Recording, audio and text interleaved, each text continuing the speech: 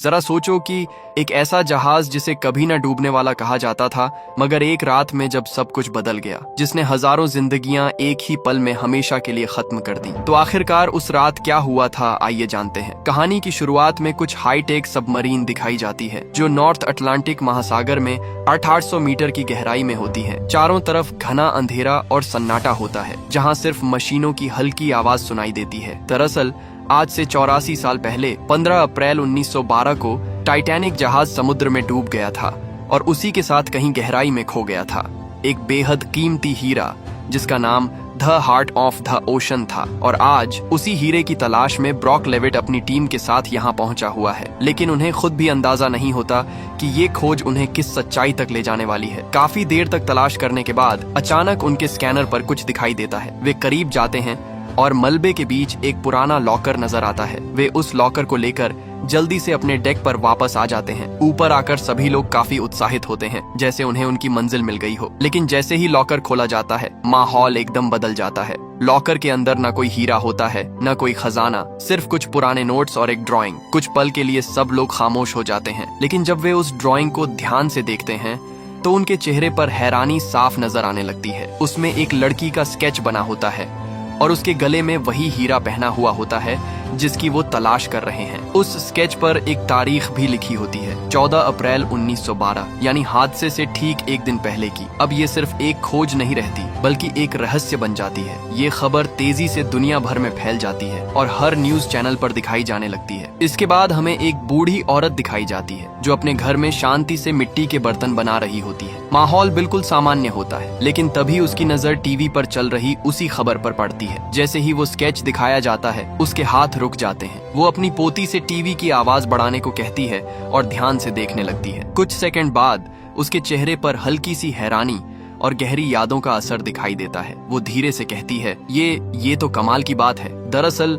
ये बूढ़ी औरत कोई और नहीं, बल्कि वही औरत होती है जिसका स्केच टाइटैनिक से मिला था। उसका नाम है रोज डॉसन। वो अपनी पोती से ब्रॉक लेविट को फोन लगाने के लिए कहती है। फोन पर उसकी आवाज शांत होती है, लेकिन उसमें एक अजीब सी गंभीरता होती है। वो पूछती है, क्या आपको हार्ट ऑफ द ओशन मिल गया? लेविट थोड़ा हैरान होकर कहता है कि नहीं, लेकिन क्या आप बता सकती हैं कि इस स्केच में जो औरत है वो कौन है? कुछ पल की खामोशी के बाद रोज जवाब देती है कि हाँ, वो मैं ही हूँ। इसके बाद हम देखते हैं कि रोज और उसकी पोती को हेलीकॉप्टर से उस शिप पर बुलाया जाता है। शिप पर हर कोई उसे ध्यान से देख रहा होता है, जैसे वो किसी रहस्य की चाबी हो। ब्रॉक उससे कुछ सवाल करता है, उसकी बातों को परखने की कोशिश करता है, और जब उसे यकीन हो जाता है कि रोज सच कह रही है तो माहौल और गंभीर हो जाता है। इसके बाद उनकी टीम रोज को टाइटैनिक के डूबने का एक 3D वीडियो दिखाती है। वीडियो खत्म होने के बाद कुछ पल के लिए खामोशी छा जाती है। रोज की आंखों में हल्की नमी आ जाती है। वो धीरे से कहती है कि ये समझाने के लिए ठीक है, लेकिन असल में जो हुआ था उसका दर्द आज भी वैसा ही है। ब्रॉक उससे कहता है कि क्या आप हमें पूरी कहानी बता सकती हैं? रोज हल्का सा सिर हिलाती है और यहीं से उसकी कहानी शुरू होती है। वो बताती है कि आज से 84 साल पहले टाइटैनिक को सपनों का जहाज कहा जाता था, एक ऐसा जहाज जिसे कभी न डूबने वाला माना जाता था। इसके बाद सीन फ्लैशबैक में चला जाता है, जहां हम 17 साल की खूबसूरत और यंग रोज को देखते हैं। वो अपनी शाही फैमिली के साथ होती है, उसकी माँ और उसका मंगेतर कैल्डन। सब कुछ बाहर से परफेक्ट लगता है, लेकिन रोज के चेहरे पर एक अजीब सी उदासी साफ नजर आती है। ये लोग टाइटैनिक से साउथहैम्पटन से न्यूयॉर्क की यात्रा पर निकलते हैं। जहाज में 3 तरह के लोग होते हैं, फर्स्ट क्लास, सेकंड क्लास और थर्ड क्लास, जहां हर क्लास के बीच फर्क साफ नजर आता है। इसी बीच हमें जैक डॉसन दिखाई देता है जो ताश खेल रहा होता है। उस खेल में दांव पर टाइटैनिक की टिकट लगी होती है। माहौल हल्का फुल्का होता है, लेकिन दांव बड़ा होता है। आखिरकार किस्मत उसका साथ देती है और वो टिकट जीत जाता है। तभी खबर मिलती है कि जहाज बस 5 मिनट में रवाना होने वाला है। अचानक सब कुछ तेज हो जाता है। जैक और उसका दोस्त भागते हुए जहाज की तरफ दौड़ते हैं और आखिरी पल में जहाज पर चढ़ जाते हैं। टाइटैनिक को देखने के लिए भारी भीड़ जमा होती है। हर किसी की नजर उस विशाल जहाज पर होती है। धीरे धीरे जहाज अपनी मंजिल की ओर बढ़ने लगता है और किसी को अंदाजा नहीं होता कि ये सफर आगे क्या मोड़ लेने वाला है। जहाज का कप्तान उसे फुल स्पीड से चलाने का आदेश देता है और जहाज अपनी पूरी रफ्तार से आगे बढ़ने लगता है। अब हम रोज को देखते हैं, जिसे आर्ट का बहुत शौक होता है। वो कई एंटीक पेंटिंग्स साथ लाई होती है। वो अपनी फैमिली के साथ लंच कर रही होती है, लेकिन वहाँ की औपचारिक बातें उसे बिल्कुल पसंद नहीं आती। वो चुपचाप उठकर बाहर चली जाती है। जैसे वो इस दुनिया से दूर जाना चाहती हो। दूसरी तरफ जैक अपने दोस्त के साथ बैठा होता है। तभी उसकी नजर रोज पर पड़ती है और वो उसे देखता ही रह जाता है। लेकिन तभी कैल्डन आकर रोज को अंदर ले जाता है। जैक का दोस्त उसे समझाता है कि वो तेरी दुनिया की नहीं है। रात के खाने के समय रोज चुप और उदास बैठी होती है। उसके दिमाग में उसकी माँ की बातें गूंज रही होती हैं। जिम्मेदारियां, समाज, रुतबा और इन्हीं सब के बीच कहीं उसकी अपनी जिंदगी खो चुकी होती है। आखिरकार वो एक बड़ा फैसला करती है। रात के सन्नाटे में वो जहाज के किनारे पर पहुंचती है। नीचे सिर्फ गहरा अंधेरा और ठंडा समंदर होता है। वो धीरे धीरे आगे बढ़ती है, जैसे अब वापस लौटने का कोई इरादा ना हो। तभी पीछे से एक आवाज आती है कि रुको। वो जैक होता है। रोज उसे चेतावनी देती है कि पास मत आओ वरना मैं कूद जाऊंगी। जैक शांत रहता है, लेकिन उसकी आवाज में गंभीरता होती है। अगर तुम कूदी तो मुझे भी कूदना पड़ेगा। कुछ पल के लिए दोनों के बीच खामोशी छा जाती है और नीचे समंदर की गहराई जैसे और डरावनी लगने लगती है। जैक धीरे धीरे उससे बात करता है, ठंडे पानी, डर और जिंदगी के बारे में। उसकी बातों में हल्कापन भी होता है, लेकिन असर गहरा होता है। रोज के चेहरे पर डर साफ दिखाई देने लगता है। फिर जैक अपना हाथ उसकी तरफ बढ़ाता है। कुछ पल की झिझक के बाद रोज उसका हाथ पकड़ लेती है, लेकिन तभी अचानक उसका पैर फिसल जाता है और वो नीचे गिरने लगती है। एक पल के लिए सब कुछ रुक जाता है। उसी वक्त जैक झट से उसे पकड़ लेता है और पूरी ताकत लगाकर उसे वापस ऊपर खींच लेता है। रोज के चिल्लाने की आवाज सुनकर आसपास का सन्नाटा अचानक टूट जाता है। वहां खड़े सिक्योरिटी गार्ड्स तुरंत दौड़ कर आते हैं। जैक और रोज को उस हालत में देखकर उन्हें कुछ समझ नहीं आता और बिना पूरी बात जाने वे यही मान लेते हैं कि जैक ने कुछ गलत करने की कोशिश की है। माहौल अचानक तनाव से भर जाता है। वे जैक को पकड़ लेते हैं और तुरंत कैल्डन को बुला लेते हैं। लेकिन तभी रोज जल्दी से आगे आती है और कैल्डन से कहती है कि नहीं, इन्होंने कुछ गलत नहीं किया। उसकी आवाज में घबराहट भी होती है और सच्चाई भी। वो बताती है कि वो खुद रेलिंग पर खड़ी थी, नीचे प्रोपेलर्स देखने के लिए कि तभी उसका पैर फिसल गया था। अगर जैक सही समय पर नहीं आता तो मैं शायद जिंदा नहीं होती। अब गार्ड्स जैक को छोड़ देते हैं और उसकी तारीफ करने लगते हैं। लेकिन तभी कैल्डन हल्के से अहंकार के साथ कहता है कि इसे इनाम में 20 रुपए दे दो। ये सुनते ही रोज के चेहरे पर नाराजगी साफ दिखाई देती है। वो तुरंत बोल पड़ती है, मेरी जान की कीमत सिर्फ 20 रुपए। कैल्डन बात संभालने की कोशिश करता है और जैक से कहता है कि क्यों ना आप कल शाम हमारे साथ डिनर करें। जैक हल्की मुस्कान के साथ हामी भर देता है, लेकिन उसकी आंखों में कुछ और ही चल रहा होता है। इसके बाद रोज अपने कमरे में चली जाती है। कमरे में एक अजीब सी खामोशी होती है। कुछ देर बाद कैल्डन वहां आता है और उसे एक बेहद खूबसूरत नेकलेस पहनाता है। वो कहता है कि इसे हार्ट ऑफ द ओशन कहते हैं और ये बहुत कीमती है और ये सिर्फ खास लोगों के लिए होता है। रोज उस नेकलेस को देखती है, लेकिन उसकी आंखों में खुशी नहीं बल्कि एक अनकहा दबाव नजर आता है। अगली सुबह रोज जैक से मिलने आती है। माहौल शांत होता है, लेकिन दोनों के बीच कुछ अनकहा जरूर होता है। रोज कहती है कि मैं तुम्हें शुक्रिया कहने आई हूँ। जैक सीधे सवाल करता है कि तुम ऐसा कदम क्यों उठाने जा रही थी। रोज अपनी अंगूठी दिखाती है और धीमी आवाज में कहती है कि मुझे बांधा जा रहा है एक ऐसी जिंदगी में जो मैं जीना ही नहीं चाहती। उसकी बातों में दर्द साफ महसूस होता है। जैक अचानक पूछता है कि क्या तुम मुझसे प्यार करती हो। रोज कुछ नहीं कहती, बस उसका हाथ थामे रहती है। उस खामोशी में ही बहुत कुछ छिपा होता है। धीरे धीरे दोनों बातें करने लगते हैं। रोज जैक की बनाई हुई ड्राइंग्स देखती है। हर ड्राइंग के पीछे एक कहानी होती है और जैक उसे बड़े दिलचस्प तरीके से बताता है। वक्त कैसे गुजरता है उन्हें पता ही नहीं चलता और देखते ही देखते शाम हो जाती है। तभी रोज की माँ अपनी सहेलियों के साथ वहाँ आ जाती है। माहौल फिर बदल जाता है। रोज जैक को उनसे मिलवाती है, लेकिन उसकी माँ के चेहरे पर नापसंदगी साफ झलकती है। वो बिना कुछ कहे रोज को वहाँ से ले जाती। वहीं एक महिला जिसका नाम मिस ब्राउन था जैक के पास रुकती है। वो उससे पूछती है कि आज रात डिनर में क्या पहनोगे। जैक अपने साधारण कपड़ों की ओर इशारा करता है। मिस ब्राउन हल्का सा मुस्कुराती है और उसे अपने साथ ले जाती है। उसे अच्छे कपड़े पहनाती है और कहती है कि ये मेरे बेटे के लिए थे, लेकिन आज तुम पहन लो। इसके बाद जैक तैयार होकर डिनर पार्टी में पहुंचता है। वहाँ का माहौल बेहद शाही होता है, लेकिन उसके लिए थोड़ा अजनबी भी। टेबल पर रोज की माँ और कैल्डन बार बार उसे नीचा दिखाने की कोशिश करते हैं। कैल्डन ताना मारते हुए कहता है कि जैक 3rd क्लास से है, उसका कोई ठिकाना नहीं। लेकिन जैक बिना घबराए मुस्कुराकर जवाब देता है कि कल तक मैं फुटपाथ पर था और आज यहाँ हूँ। जिंदगी कभी भी बदल सकती है, इसलिए हर पल को खुलकर जीना चाहिए। उसकी ये बात सुनकर माहौल धीरे धीरे उसके पक्ष में होने लगता है। कुछ देर बाद जैक वहाँ से उठने का फैसला करता है, लेकिन जाते जाते वो चुपके से रोज के हाथ में एक पर्ची दे देता है। उस पर लिखा होता है रात 9 बजे गाड़ी के पास मिलना। रात के ठीक 9 बजे रोज वहाँ पहुँचती है। जैक मुस्कुराते हुए पूछता है कि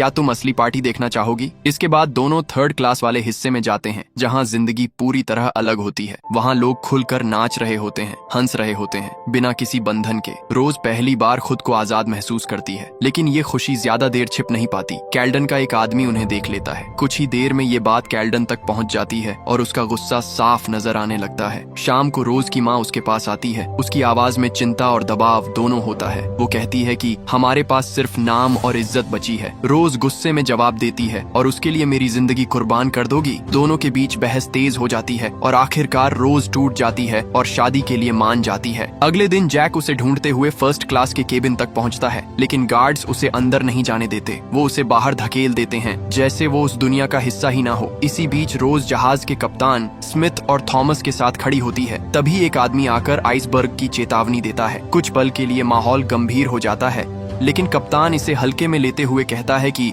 चिंता की कोई बात नहीं। रोज के चेहरे पर हल्की चिंता जरूर दिखती है। थोड़ी देर बाद जब वो आगे बढ़ रही होती है, तभी जैक पीछे से उसे रोकता है। वो अपने दिल की सारी बातें कह देता है, लेकिन रोज बिना कुछ बोले वहां से चली जाती है। शाम के समय जैक जहाज के आगे खड़ा अकेले समंदर को देख रहा होता है कि तभी रोज वापस आती है। उसकी आवाज धीमी होती है कि मैंने अपना इरादा बदल लिया है। जैक के चेहरे पर खुशी आ जाती है। वो रोज से आंखें बंद करने को कहता है और उसे जहाज के सबसे आगे खड़ा करता है। अब आंखें खोलो। जैसे ही रोज आंखें खोलती है, सामने का नजारा देखकर उसके चेहरे पर सच्ची खुशी लौट आती है। इसके बाद रोज उसे अपने पेंटिंग वाले कमरे में ले जाती है। वहाँ जैक उसकी पेंटिंग्स देखता है और तभी रोज उसे हार्ट ऑफ द ओशन दिखाती है। वो कहती है कि मैं इसके साथ अपनी एक पेंटिंग बनवाना चाहती हूँ। जैक मान जाता है और पूरी एकाग्रता से पेंटिंग बनाता है। काम पूरा होने के बाद वो उस पर तारीख लिखता है, 14 अप्रैल 1912। इसके बाद रोज नेकलेस उतार कर जैक को देती है। इसे लॉकर में रख दो। जैक लॉकर में रख देता है, लेकिन जल्दबाजी में अपनी बनाई हुई ड्राइंग भी वहीं छोड़ देता है। तभी अचानक किसी के कदमों की आवाज सुनाई देती है। रोज तुरंत चौकन्नी हो जाती है। वो जैक का हाथ पकड़ती है और दोनों वहाँ से जल्दी से निकल जाते हैं। पीछे से कैल्डन का आदमी आता है और उन्हें भागते हुए देख लेता है। अब एक हल्की सी पीछा करने की स्थिति बन जाती है। दोनों तेजी से भागते हैं, जैसे कोई उन्हें पकड़ न ले। इसके बाद हम जहाज के कप्तान स्मिथ को देखते हैं। जहाज का एक क्रू मेंबर धीरे धीरे कप्तान के पास आता है। उसकी आवाज में चिंता साफ झलकती है। वह कहता है कि जहाज की स्पीड कम कर देनी चाहिए, क्योंकि जब समुद्र की लहरें इतनी शांत होती हैं तो बर्फ की चट्टान से टकराकर लहरें वापस नहीं लौटती, और ऐसे में चट्टान कितनी दूर है इसका अंदाजा लगाना बेहद मुश्किल हो जाता है। कुछ पल के लिए माहौल गंभीर हो जाता है, लेकिन कप्तान स्मिथ उसकी बात को नजरअंदाज करते हुए शांत स्वर में आदेश देता है कि स्पीड वहीं रहने दो। यहीं एक छोटी सी लापरवाही आगे चलकर बड़ी बन जाती है। इसी बीच जहाज के सबसे ऊपर खड़ा गार्ड दूर अंधेरे में कुछ देखता है। पहले उसे यकीन नहीं होता, लेकिन जैसे जैसे जहाज आगे बढ़ता है उसकी आंखें फैल जाती हैं। सामने एक विशाल बर्फ की चट्टान उभरती है। वह घबराकर तुरंत खतरे की घंटी बजा देता है। अचानक पूरे जहाज में हलचल मच जाती है। सीनियर अधिकारी तुरंत हरकत में आते हैं। आदेश दिए जाते हैं कि जहाज मोड़ो। इंजन की आवाज तेज हो जाती है। दिशा बदलने की कोशिश होती है। स्पीड कम की जाती है, लेकिन अब देर हो चुकी होती है। कुछ सेकंड जो बहुत भारी लगते हैं और फिर जहाज का एक हिस्सा उस बर्फ की चट्टान से टकरा जाता है। टक्कर बहुत तेज नहीं होती, लेकिन उसका असर गहरा होता है। जैक और रोज ये सब अपनी आंखों के सामने होते हुए देखते हैं। उनके चेहरों पर हल्की बेचैनी साफ नजर आने लगती है। नीचे जहाज के अंदर टक्कर के साथ ही पानी तेजी से अंदर घुसने लगता है। वहाँ काम कर रहे लोग अचानक घबरा जाते हैं और अपनी जान बचाने के लिए भागने लगते हैं। कप्तान तुरंत उस हिस्से को बंद करने का आदेश देता है। दरवाजे बंद हो जाते हैं, लेकिन उनके साथ कुछ लोग भी अंदर फंस जाते हैं और उनकी आवाजें धीरे धीरे दब जाती हैं। धीरे धीरे पानी जहाज के दूसरे हिस्सों में भी फैलने लगता है। फर्स्ट क्लास के केबिन तक भी इसका असर पहुंचता है। अब लोगों के चेहरों पर डर साफ दिखाई देने लगता है। वे घबराकर बाहर की ओर भागने लगते हैं। जैक और रोज इस खतरे को समझते हुए कैल्डन के पास जाते हैं, लेकिन उन्हें नहीं पता होता कि उनके लिए एक और मुसीबत तैयार खड़ी है। चुपके से कैल्डन का आदमी heart on of the ocean Jack की जेब में डाल देता है। जब वे कैल्डन के सामने पहुंचते हैं तो वह बिना समय गंवाए जैक की तलाशी करवाता है, और जैसे ही नेकलेस उसकी जेब से निकलता है माहौल अचानक बदल जाता। जैक हैरान रह जाता है। वो रोज से कहता है कि मुझ पर भरोसा करो, मैंने ये नहीं किया। उसकी आवाज सच्ची होती है, लेकिन हालात उसके खिलाफ होते हैं। कोई उसकी बात नहीं सुनता और उसे पकड़कर एक पाइप से बांध दिया जाता है, जहां से निकलना नामुमकिन लगता है। दूसरी तरफ कप्तान और एंड्रयूज के बीच एक जरूरी मीटिंग होती है। एंड्रयूज के चेहरे पर चिंता साफ नजर आती है। वो धीमी आवाज में कहता है कि हमारे पास सिर्फ 1 घंटा है। कमरे में खामोशी छा जाती है। अब सच सामने आ चुका होता है कि ये जहाज डूबने वाला है। उधर कैल्डन गुस्से में रोज से बदतमीजी करता है और उसे थप्पड़ भी मार देता है। बाहर लोगों को लाइफ जैकेट दी जा रही होती है, लेकिन असली खतरे के बारे में अभी भी कोई साफ तौर पर नहीं बता रहा होता। क्रू मेंबर पहले फर्स्ट और सेकंड क्लास के लोगों को बाहर निकालते हैं, जबकि थर्ड क्लास के लोगों को गेट पर रोक दिया जाता है। उनके चेहरों पर डर और बेबसी दोनों नजर आते हैं। रोज एंड्रयूज के पास जाती है और सच्चाई जानने की कोशिश करती है। एंड्रयूज आखिरकार कह देता है कि ये जहाज 1 घंटे में डूब जाएगा। रोज और कैल्डन दोनों के चेहरे पर हैरानी छा जाती है, क्योंकि जिस जहाज को कभी ना डूबने वाला कहा गया था, वही अब खत्म होने वाला है। एंड्रयूज उन्हें तुरंत लाइफ बोट की तरफ जाने को कहता है, लेकिन अब रोज सब समझ चुकी होती है। वो कैल्डन की बातों में नहीं आती। वो भागती है जैक को बचाने के लिए। काफी तलाश के बाद वो उसे ढूंढ लेती है। तब तक वहाँ भी पानी भरना शुरू हो चुका होता है। जैक बंधा हुआ होता है, लेकिन रोज को देखकर उसके चेहरे पर उम्मीद लौट आती है। चाबी ढूंढो, वो कहता है। रोज घबराकर इधर उधर ढूंढती है, लेकिन चाबी नहीं मिलती। पानी बढ़ता जा रहा होता है, समय तेजी से निकल रहा होता है। तभी उसकी नजर एक कुल्हाड़ी पर पड़ती है। वो उसे उठाती है। हाथ कांप रहे होते हैं, लेकिन हिम्मत जुटाकर वो जैक की हथकड़ी पर वार करती है। फिर हथकड़ी टूट जाती है। अब दोनों तेजी से वहां से निकलते हैं, क्योंकि पानी लगातार बढ़ रहा होता है। वे थर्ड क्लास के हिस्से में पहुंचते हैं, जहां लोग अब भी बंद हैं। जैक और उसके दोस्त मिलकर गेट तोड़ते हैं और अचानक वहां अफरा तफरी मच जाती है। सभी लोग ऊपर की ओर भागते हैं अपनी जान बचाने के लिए। ऊपर का दृश्य और भी डरावना होता है। लाइफ बोट्स लगभग भर चुकी होती हैं। लोग धक्का मुक्की कर रहे होते हैं। हर कोई बचना चाहता है। जैक और रोज भी एक लाइफ बोट के पास पहुंचते हैं, लेकिन वहां सिर्फ औरतों और बच्चों को बैठाया जा रहा होता है। उधर कैल्डन अपने लॉकर से पैसे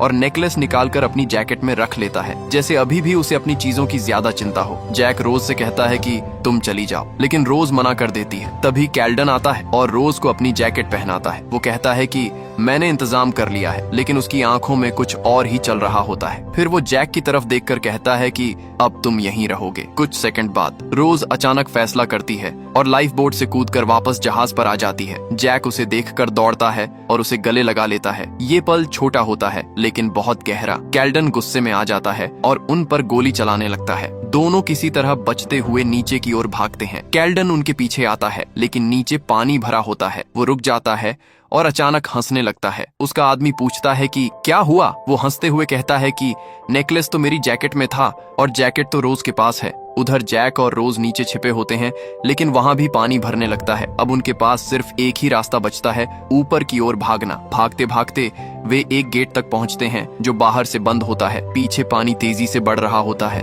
आगे रास्ता बंद। कुछ पल के लिए वे वहीं रुक जाते हैं, जैसे समय थम गया हो। तभी एक अधिकारी नजर आता है। रोज उससे मदद मांगती है। वो गेट खोलने की कोशिश करता है, लेकिन घबराहट में उसके हाथ से चाबी गिर जाती है और अगले ही पल वो डर कर वहां से भाग जाता है। अब जैक और रोज के सामने सिर्फ बंद गेट और बढ़ता हुआ पानी होता है, लेकिन जैक बिना देर किए ठंडे पानी में उतर जाता है। पानी तेजी से ऊपर आ रहा होता है और हर सेकंड भारी लगने लगता है। वो अंधेरे में हाथ मारते हुए चाबी ढूंढने की कोशिश करता है। कुछ पल के लिए लगता है जैसे अब कुछ नहीं मिल पाएगा, लेकिन तभी उसकी उंगलियां किसी चीज से टकराती हैं। वो चाबी होती है। जैक तुरंत ऊपर आता है और कांपते हाथों से गेट खोलने की कोशिश करता है। एक पल के लिए चाबी फंसती है, लेकिन फिर गेट खुल जाता है। दोनों बिना पीछे देखे तेजी से ऊपर की ओर भागते हैं। वहीं दूसरी तरफ कैल्डन अपनी जान बचाने के लिए एक और चाल चलता है। वो एक छोटे बच्चे को गोद में उठा लेता है और अधिकारी से कहता है कि इसका मेरे सिवा कोई नहीं है, और अधिकारी उसकी बात मान लेता है। कैल्डन आराम से लाइफ बोट में जगह बना लेता है। अब जहाज पर हर तरफ अफरा तफरी मची होती है। लोग चिल्ला रहे होते हैं, भाग रहे होते हैं। हर कोई बस बचना चाहता है। इसी अराजकता के बीच कुछ संगीतकार खड़े होते हैं। उन्हें सब समझ आ चुका होता है कि अब बचना मुश्किल है, फिर भी वो भागते नहीं हैं। वे अपने इंस्ट्रूमेंट उठाते हैं और धीरे धीरे सैड म्यूजिक बजाना शुरू करते हैं। आसपास मौत का डर होता है और बीच में वो शांत संगीत। ये पल अजीब तरह से दिल को छू जाता है। धीरे धीरे जहाज का आधा हिस्सा पानी में समा जाता है। अब लोग ऊपर की तरफ भागने लगते हैं। जैक और रोज भी उन्हीं के साथ दौड़ते हैं और किसी तरह सबसे ऊपरी हिस्से तक पहुंच पहुंच जाते हैं। तभी एक जोरदार आवाज आती है, जहाज बीच से टूटने लगता है, सब कुछ हिलने लगता है, लोग गिरने लगते हैं। जैक और रोज रेलिंग को कसकर पकड़ लेते हैं, जैसे वही उनकी आखिरी उम्मीद हो। और फिर टाइटैनिक पूरी तरह समंदर में डूब जाता है। जैक और रोज भी बर्फ जैसे ठंडे पानी में गिर जाते हैं। कुछ सेकंड के लिए सब कुछ गायब हो जाता है, सिर्फ अंधेरा और ठंड। फिर दोनों किसी तरह ऊपर तैर कर आते हैं। रोज घबराकर जैक को ढूंढने लगती है। अचानक एक आदमी उसे पकड़ लेता है, खुद को बचाने के लिए। उसकी पकड़ इतनी मजबूत होती है कि रोज खुद डूबने लगती है। उसी वक्त जैक वहां पहुंचता है और उसे छुड़ाकर रोज को सुरक्षित ले जाता है। जैक एक तैरते हुए लकड़ी के दरवाजे को देखता है। वो रोज को उस पर चढ़ा देता है और खुद पानी में रहकर उसका हाथ पकड़ लेता है। चारों तरफ लोग तैर रहे होते हैं, लेकिन ठंड इतनी ज्यादा होती है कि धीरे धीरे आवाजें कम होने लगती हैं और फिर एक एक करके सब शांत होता जाता है। रोज कांप रही होती है। वो धीमी आवाज में कहती है कि सब कुछ शांत हो रहा है। जैक उसे संभालते हुए कहता है कि डरो मत, जल्दी ही मदद आएगी और हम बच जाएंगे। बस हिम्मत मत हारना और अभी मुझे अलविदा मत कहना। रोज की आंखें धीरे धीरे भारी होने लगती हैं, लेकिन जैक उसे जगाए रखता है। वो कहता है कि टाइटैनिक की टिकट जीतना मेरी किस्मत थी, क्योंकि उसी वजह से मैं तुमसे मिला। फिर वो रोज से वादा लेता है कि चाहे कुछ भी हो, तुम हार नहीं मानोगी। कुछ देर बाद दूर से एक नाव दिखाई देती है। बचाव दल आखिरकार पहुंच चुका होता है, लेकिन बहुत देर हो चुकी होती है। एक अधिकारी दुखी होकर कहता है कि माफ करना, हम देर से पहुंचे। उसकी आवाज सुनकर रोज को हल्का होश आता है। वो जैक को हिलाती है, जैक उठो, देखो मदद आ गई है, तुम सही थे। लेकिन जैक कोई जवाब नहीं देता। रोज उसे ध्यान से देखती है और उसी पल उसे पता चलता है कि जैक अब इस दुनिया में नहीं रहा। उसकी आंखों से आंसू बहने लगते हैं। कुछ पल के लिए वो खुद भी टूट जाती, लेकिन तभी उसे जैक से किया हुआ वादा याद आता है। वो खुद को संभालती है, धीरे से उसे अलविदा कहती है और उसका हाथ छोड़ देती है। अब उसे बचना है। वो अधिकारी को बुलाने की कोशिश करती है, लेकिन आवाज नहीं निकलती। तभी उसकी नजर एक सीटी पर पड़ती है जो एक मृत अधिकारी के पास होती है। वो अपनी बची हुई ताकत जुटाकर उसे उठाती है और जोर से बजाती है। सीटी की आवाज से बचाव नाव रुकती है और वापस उसकी तरफ आती है। रोज को पानी से बाहर निकाल लिया जाता है। अगले दिन एक और जहाज बचे हुए लोगों को लेने आता है। कैल्डन भी वहाँ होता है और रोज को ढूंढ रहा होता है, लेकिन रोज उसे देखकर चुपचाप अपना चेहरा छिपा लेती है। जब वो अमेरिका पहुँचती है तो एक अधिकारी उससे उसका नाम पूछता है। कुछ पल रुककर वो जवाब देती है कि रोज डॉसन, एक नया नाम, एक नई शुरुआत। इसके बाद कहानी वापस वर्तमान में लौटती है। रोज अपनी पूरी कहानी खत्म करती है। वो धीरे धीरे जहाज के किनारे तक जाती है और अपने हाथ में पकड़े हार्ट ऑफ द ओशन को देखती है। कुछ पल के लिए वो रुकती है, जैसे यादों में खो गई हो। फिर वो उस हीरे को समुद्र में फेंक देती है, ठीक उसी जगह जहां टाइटैनिक हमेशा के लिए सो चुका है। उसके साथ ही वो अपनी सारी यादें भी समंदर को सौंप देती है। जैक से मिलने के बाद ही उसे जिंदगी की असली कीमत समझ आई थी और उसने हर पल को खुलकर जिया। अब उसका समय भी पूरा हो चुका होता है। वो इस दुनिया को अलविदा कहती है और एक ऐसी दुनिया में पहुंच जाती है जहां टाइटैनिक आज भी वैसा ही है, रोशनी से भरा हुआ जिंदा। वहां फिर वही रात होती है, वही समय, रात के 9 बजे, और सामने जैक खड़ा होता है उसका इंतजार करते हुए। रोज धीरे धीरे उसकी तरफ बढ़ती है और इसी के साथ हमारी मूवी यहाँ पर एंड होती है। आई होप आपको ये कहानी अच्छी लगी होगी। अगर वीडियो पसंद आई हो तो इसे लाइक करें और चैनल को सब्सक्राइब करें। मिलते हैं अगली वीडियो में नई कहानी के साथ।